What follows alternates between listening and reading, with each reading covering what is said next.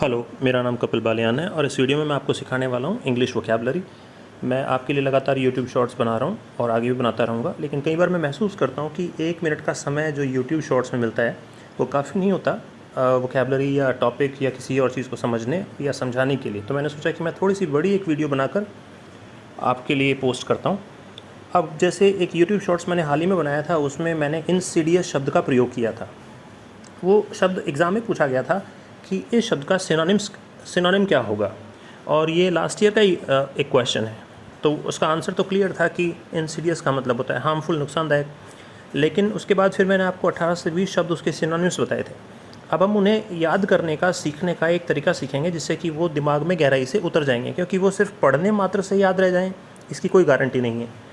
इसीलिए इनमें से हर एक शब्द पर अलग अलग थोड़ा सा काम करना ज़रूरी है ताकि आपको रटना ना पड़े। अब जैसे पहला शब्द हार्मफुल ले लेते हैं, तो हार्मफुल का मतलब होता है नुकसानदायक। जैसे उसका एक उदाहरण है कि सूरज से आने वाले जो नुकसानदायक किरणें हैं, अल्ट्रावायलेट किरणें, तो वहाँ आप इस बात को प्रयोग कर सकते हैं कि हार्मफुल रेज फ्रॉम द सन। या दूसरा एग्जांपल है कि जैसे वो कह रहा है कि जो बारीक प्लास्टिक के कण हैं वो इंसानों के लिए बहुत नुकसानदायक साबित हो सकते हैं। माइक्रो मतलब बारीक, प्लास्टिक माइक्रो प्लास्टिक, जैसे प्लास्टिक के कंटेनर्स में खाने पीने की चीज़ें आती हैं तो प्लास्टिक उनमें घुल जाता है। चाहे कुछ भी कर लें, चाहे कोई कुछ भी कहे, लेकिन उनमें प्लास्टिक की कुछ मात्रा आ जाती है। और अभी कुछ समय पहले एक स्टडी आई थी, शायद WHO की थी या किसी और की तरफ से थी, कि दुनिया के हर इंसान के शरीर में कुछ मात्रा में प्लास्टिक पहुँच गया है, मौजूद है, और वो माइक्रो प्लास्टिक है, बारीक प्लास्टिक है। तो इसीलिए इसमें लिखा है कि micro plastic can prove harmful to humans. तो आप जो लोग लिखने की तैयारी कर रहे हैं वो इसके ऊपर एक आर्टिकल लिख सकते हैं, उसमें इन शब्दों का प्रयोग कर सकते हैं। तीसरे में लिखा है कि फर्टिलाइज़र्स का अत्यधिक प्रयोग, एक्सेसिव यूज़ ऑफ फर्टिलाइज़र्स, वो ज़मीन के लिए कैसा है, हार्मफुल है, is harmful to the land. एक दूसरा शब्द है नुकसानदायक के लिए एडवर्स, जिसका मतलब होता है प्रतिकूल, जो आपके लिए फेवरेबल ना हो, अनफेवरेबल जिसे कहें। अब जैसे कुछ दिनों पहले खबरों में आया था कि कोविड के समय जो वैक्सीन्स लगाई गई थी दुनिया भर में, उनमें से कुछ वैक्सीन्स, वो सिर्फ किसी एक देश की बात नहीं है, वो अमेरिका की भी बात है, दूसरे देशों की भी बात है। उनमें से कुछ वैक्सीन्स ऐसी थी जिनके रिएक्शंस देखे गए थे, और रिएक्शन भी कैसे, प्रतिकूल। एक तो रिएक्शन ऐसी हो जो आपके फेवर में हो, तो फेवरेबल रिएक्शन होती है। एक होती है अनफेवरेबल रिएक्शन, तो अनफेवरेबल रिएक्शन को कहते हैं एडवर्स रिएक्शन। और इसीलिए एडवर्स से ही एक शब्द बनता है एडवर्सिटी। एडवर्सिटी कहते हैं ख़राब समय को। ख़राब समय मतलब विपत्ति, बुरा समय, आपके लिए जो फेवरेबल ना हो, अनफेवरेबल हो, उसे कहते हैं एडवर्सिटी। दूसरे एग्जाम्पल में कह रहा है कि दवाई के ऐसे प्रभाव जो प्रतिकूल प्रभाव हैं, एडवर्स ड्रग इफ़ेक्ट्स। तीसरे में कह रहा है कि एक ऐसा फैसला, एक ऐसा वर्डिक्ट, न्यायालय का कोई फैसला किसी ने कहा, या फिर किसी एथलीट के बारे में कोई ऐसा फैसला आया कि मेडल मिलना चाहिए था लेकिन नहीं मिला, तो ऐसा वर्डिक्ट कहलाता है एडवर्स वर्डिक्ट, प्रतिकूल फैसला। सर्कमस्टांसेस परिस्थितियों को कहते हैं। तो अगले एग्जाम्पल में कह रहा है कि प्रतिकूल परिस्थितियाँ, विकट परिस्थितियाँ, आपके खिलाफ यदि परिस्थितियाँ हैं तो एडवर्स सर्कमस्टांसेस हैं। एक एग्जांपल मौसम की कंडीशंस का है। मौसम की ऐसी कंडीशन, जैसे अभी आपने देखा हो वायनाड में ऐसा कुछ हो गया एक डिज़ास्टर, राहुल गांधी जी की कॉन्स्टिट्यूएंसी है वो। उसी तरह से हिमाचल में ऐसी घटनाएं देखने को मिलती रहती हैं। तो ऐसी वेदर कंडीशंस जो प्रतिकूल हों बहुत ही ज़्यादा, एडवर्स वेदर कंडीशंस, ये दूसरा शब्द हो गया। तीसरा शब्द है नॉक्शस या नॉक्यूअस। ये दोनों शब्द का मतलब लगभग सेम सा है। तो ऐसा कोई भी सब्सटेंस, पदार्थ जो जहरीला है, उसे नॉक्शस कह सकते हैं या नॉक्यूअस कह सकते हैं। जैसे कोई गैस है, वो जहरीली गैस है तो उसे नॉक्शस गैस कहेंगे।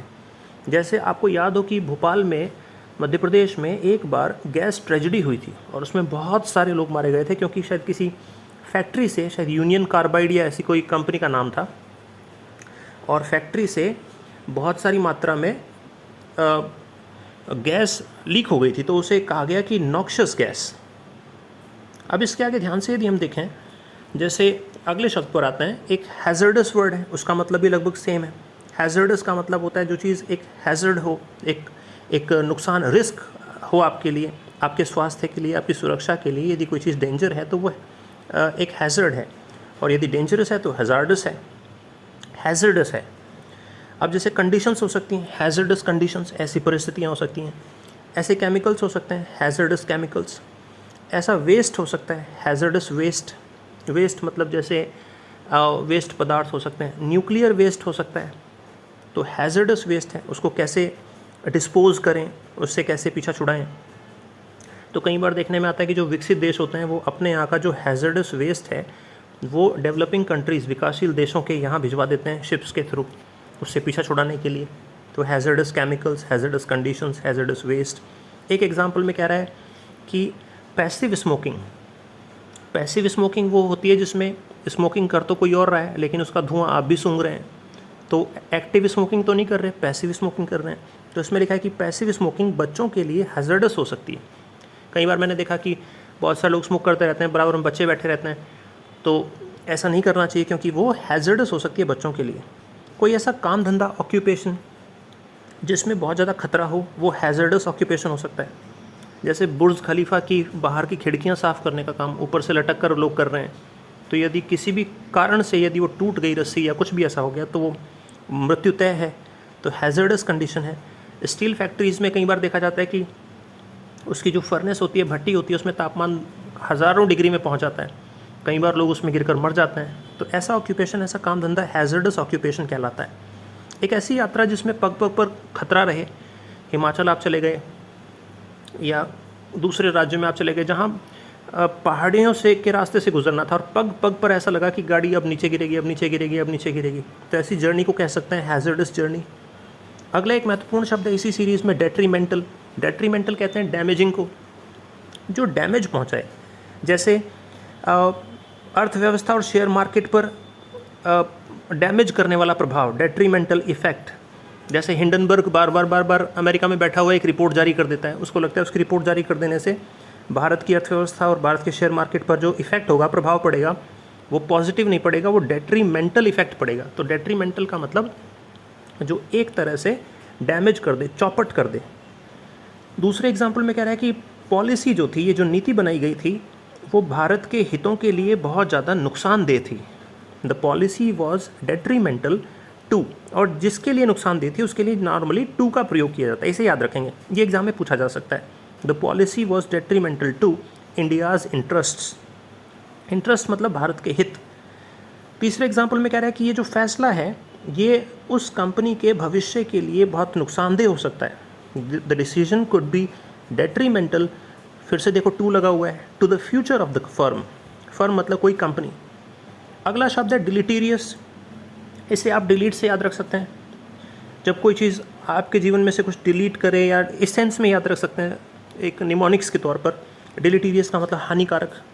जैसे एक एग्जांपल मैंने पढ़ा कि कुछ चीज़ें खाने के बाद शरीर पर उसके प्रभाव जो होते हैं वो डिलीटीरियस प्रभाव होते हैं, डिलीटीरियस इफेक्ट ऑन द बॉडी। स्वास्थ्य पर टेंशन लेने का कितना प्रभाव होता है, वो बहुत ही डिलीटीरियस इफेक्ट होता है। इसीलिए पुराने ज़माने में लोग कहते थे कि चिंता चिता के बराबर होती है। तो टेंशन का जो प्रभाव है शरीर पर वो डिलीटीरियस इफेक्ट होता है, तो उससे बचना चाहिए। घर परिवार में कोई है तो उससे बात कर सकते हैं ताकि किसी भी तरह से दूर दूर तक किसी के भी मन में ऐसा कुछ ना रहे।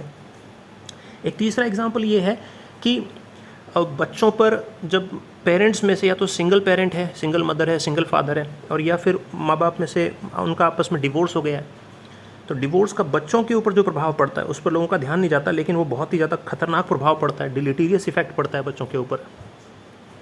इसके अलावा अगले कुछ शब्द हैं जिनका मतलब लगभग सेम सा है, जिनका मतलब घातक है, विनाशक है, नाशक है।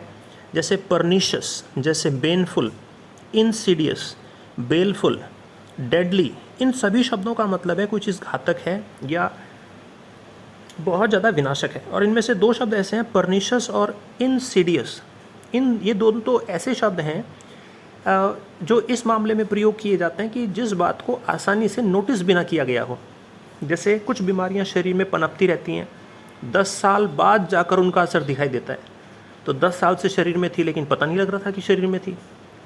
तो ऐसी बीमारियों को परनिशियस डिजीज़ कह सकते हैं, इंसीडियस डिजीज़ कह सकते हैं। ऐसे बहुत सारे लोग हैं जो खुलेआम बीच बीच में कभी कभी भारत के हितों के खिलाफ कमेंट करते रहते हैं सोशल मीडिया में। भारत में ऐसे कुछ पत्रकार भी हैं। अब वो क्या कर रहे हैं, वो उनका असर तो 10-12 साल बाद जाकर दिखाई देगा, कुछ सालों बाद दिखाई देगा। तो उनका असर कैसा होगा, इंसीडियस होगा या परनिशियस होगा, जो आसानी से देखा भी ना जा सके। अब जैसे कुछ दिन पहले एक पॉलिसी, जैसे मैं क्लास में डिस्कस करता रहता हूँ, कुछ दिन पहले एक पॉलिसी की बात चल रही थी कि यह पॉलिसी थी कि 8th क्लास तक बच्चों का एग्ज़ाम मत लो। तो अगर बच्चों का एग्ज़ाम नहीं लोगे तो नेचुरल सी बात है, जब तक चैलेंज नहीं आता तब तक व्यक्ति ना तो कुछ सीखता ना वो कुछ पढ़ता। तो चैलेंज देना बहुत ज़रूरी है। सॉल्यूशन ये नहीं कि एग्ज़ाम ना लो, सॉल्यूशन ये कि उनको पढ़ाओ। एग्ज़ाम लेने से समस्या नहीं है, उनको पढ़ाने से जुड़ी समस्याएं चल रही हैं। क्योंकि यदि एग्ज़ाम नहीं लोगे तो वो बात उनके भविष्य के लिए परनिशियस या इंसीडियस होगी, क्योंकि फिर उसके बाद 9th 10th 11th 12th फिर आगे का बिल्कुल भी हैंडल नहीं कर पाएंगे वो। तो ऐसी बात जो नॉट ईजीली नोटिस्ड हो, आप आसानी से नोटिस ना कर पाएँ, लेकिन वो धीरे धीरे धीरे धीरे धीरे धीरे घुन की तरह से अंदर से वो चीज़ खा जाएगी। इतनी घातक चीज़ों को कहते हैं परनिशियस या इंसीडियस। अब जैसे पहला एग्जाम्पल कह रहा है कि हिंसा का परनिशियस प्रभाव ख़ास तौर से बच्चों पर, जैसे सोशल मीडिया में या फिल्मों में जो वायलेंस दिखाया जाता है। अभी एक मूवी आई थी एनिमल। अब अगर कोई बच्चा इसको देखे, यदि बड़े देखें तो चलो ठीक है, वो हैंडल कर सकते हैं, वो मैच्योर हो गए हैं, लेकिन यदि बच्चा देखे तो उस पर क्या प्रभाव पड़ेगा, इसका आप आकलन नहीं कर सकते। दूसरा, नशीले पदार्थों का प्रभाव देश के ऊपर, भारत के कुछ राज्यों में इसका बहुत ज़बरदस्त प्रभाव है। उसका अर्थव्यवस्था पर प्रभाव, लोगों के घरों पर क्या प्रभाव पड़ रहा है, ये सोच भी नहीं सकते। वो अंदर ही अंदर अपनी जड़ें गहरी करता जा रहा है।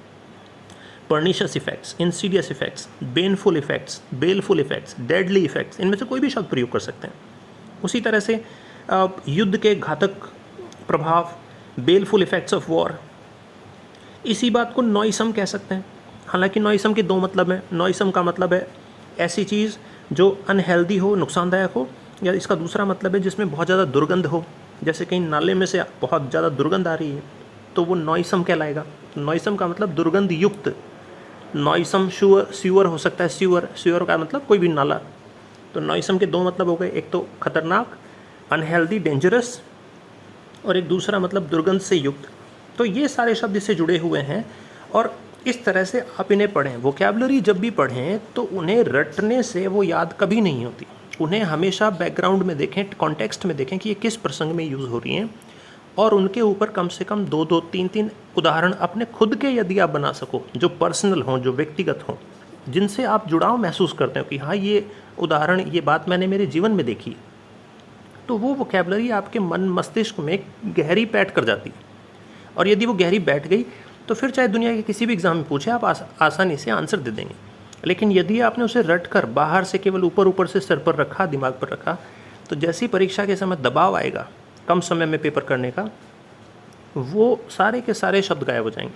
तो जैसे मैंने वोकैबुलरी ली, आपको यूट्यूब शॉर्ट्स में भी मैंने ये दिखाया कि वहाँ कम समय में कैसे मैंने सिर्फ शब्दों को पढ़कर बताया था, और इस वीडियो में मैं आपको बता रहा हूँ कि विस्तार से कैसे सीखने का क्या तरीका है। मैं कोशिश करूँगा कि इसी तरह की और थोड़ा सा टाइम लेकर वीडियोज़ बनाता रहूँ। जो लोग नए हैं उनसे मैं ये कहूँगा कि आप लोग जब वीडियो देखते हैं तो आप उसे सब्सक्राइब करें, लाइक करें, अपने आसपास के लोगों से, छोटे भाई बहनों से, स्कूल कॉलेज कोचिंग जहाँ भी आप पढ़ते हैं वहाँ दोस्तों से शेयर करें।